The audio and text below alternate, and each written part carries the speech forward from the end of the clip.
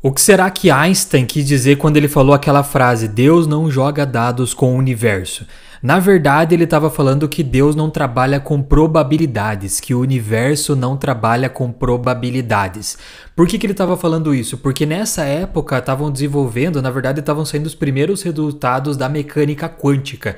E a mecânica quântica, você já viu que comigo, teu professor Denis, na verdade, é um ramo da física que estuda o mundo do muito pequeno, então o mundo atômico. E quando você trabalha com mecânica quântica, você está trabalhando com probabilidade. A probabilidade, por exemplo, de um elétron estar numa posição, dele ter uma determinada velocidade, etc. Então essa é a mecânica quântica. O mundo que a gente vive aqui, com nós, galáxias, elefantes, etc, etc, tudo isso é bem determinado, não precisa de probabilidade. Você consegue dizer a tua velocidade, a tua posição com precisão. Na mecânica quântica não é bem assim. Quando você vai para o mundo atômico, você diminui as escalas, né? Você tem que trabalhar com outras leis. Então Einstein não gostava dessa ideia, por isso ele falava, não, isso daí mecânica quântica não funciona não, Deus não joga dados com o universo, cara, não é assim não. Mas a mecânica quântica começou com esse cara aqui, ó, Ernest Rutherford, na verdade não exatamente com ele, mas o que eu quero dizer aqui é que os estudos que ele fez sobre o átomo mudaram o mundo, e eu vou te mostrar aqui num simulador como que ele mudou o mundo. Vai ser bem simples e você vai entender aqui se você nunca ouviu falar. Nesse modelo aqui, na verdade, nesse simulador, nós temos dois modelos atômicos. Denis, como assim dois modelos atômicos? Só existe um tipo de átomo? Exatamente. Mas naquela época a gente achava que o átomo era de um jeito. A gente achava como? Que o átomo era desse jeito aqui, ó.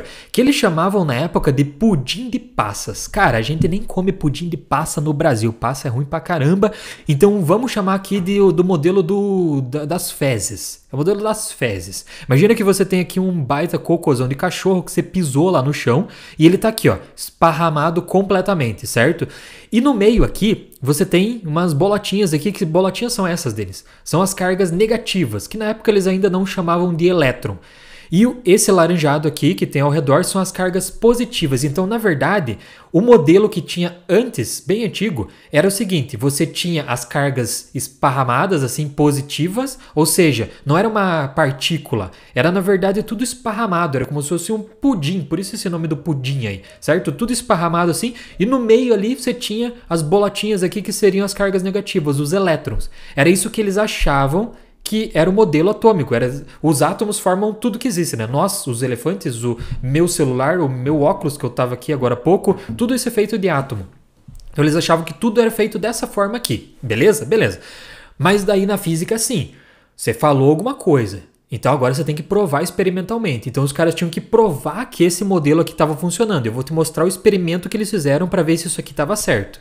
E eles descobriram que isso aqui não estava certo. E é assim que a física funciona. Você descobre um erro e avança na teoria. É assim que funciona. Tá tudo bem na ciência você errar. Não tem problema você dizer que estava errado. O que eles fizeram? Eles pegaram uma folha de ouro. Pensa naquele sonho de valsa, sabe aquele que desembrulha assim pela lateral? Não tem um pedacinho lá de alumínio lá dentro, uma folhinha bem pequenininha? Então, imagina que é uma folha de ouro e que você divide ela em muitas partes ainda. Você divide ela muitas vezes, ela fica extremamente fina. É uma folha bem fina de ouro. Então, os caras fizeram isso e colocaram lá no equipamento. Daí o que eles pensaram? Vamos pegar umas partículas aqui que nós chamamos de partícula alfa. O que é uma partícula alfa? Não precisa decorar. É o núcleo do átomo de hélio. É uma partícula positiva, tá? Carga positiva. E daí eles falaram que vamos pegar essas partículas aqui, ó, tá vendo? Nesse meu canhãozinho e vamos disparar contra essa folha de ouro que a gente fez ali. E vamos ver o que acontece, vamos ver o que acontece com essas partículas. Por quê? Eles esperavam uma coisa, já vou mostrar aqui para você acontecendo. Eles esperavam isso aqui, ó. As partículas, eles esperavam que elas passassem reto pela folha de ouro e fossem bater lá na parede no final. Era isso que eles esperavam. Mas, Denis, por que elas vão passar reto? Porque é o seguinte, essas partículas alfa que estão vindo aqui, elas têm uma massa muito maior do que a massa das cargas negativas, aqui as bolotinhas que são os elétrons. Então se você joga uma coisa com uma massa muito grande contra uma coisa com uma massa muito pequena, ela vai passar reto, não vai nem ter conhecimento daquilo que está acontecendo ali. Tá, mas e as cargas positivas que estavam distribuídas aqui? Então, se a carga está distribuída numa grande área, ela não está concentrada num ponto só, então ela tem uma força menor ali para desviar essas partículas. Então eles esperavam que mesmo assim essas partículas passassem reto, certo? Então eles esperavam isso. Se o modelo aqui das fezes estivesse correto, essas partículas alfa iam passar direto e bater na parede no fundo. Mas aí vem a grande sacada, não foi isso que aconteceu. Sim, algumas partículas passavam reto e iam bater lá na parede no final. Beleza, os caras anotaram, ó, passou e bateu no final. Só que aí começou a acontecer uma coisa estranha. Algumas partículas, em vez de passarem reto, ó, elas desviavam e voltavam aqui, ó. Voltavam para outras direções, elas eram desviadas de alguma forma. Daí os caras pensaram, tá, tem alguma coisa esquisita, porque a gente tá esperando que tudo passe reto e tem algumas que estão desviando, o que que tá acontecendo? Aí o Rutherford e a equipe dele começou a pensar, tá, talvez o modelo que a gente tá pensando não tá certo, talvez a gente tenha que pensar no outro modelo.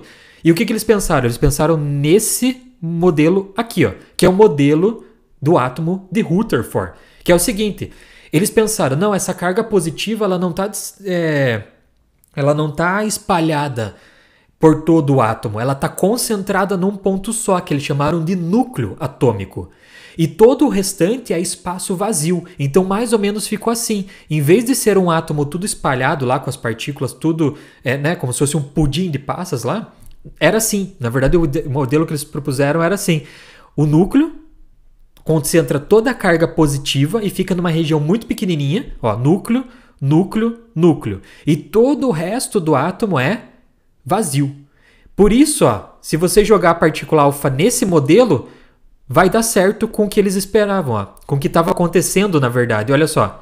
Tá vendo? Ó? A maior parte das partículas passam reto, porque é espaço vazio. Mas algumas, ó, que chegam muito perto dos núcleos, veja, acompanha aqui, ó, elas sofrem um desvio.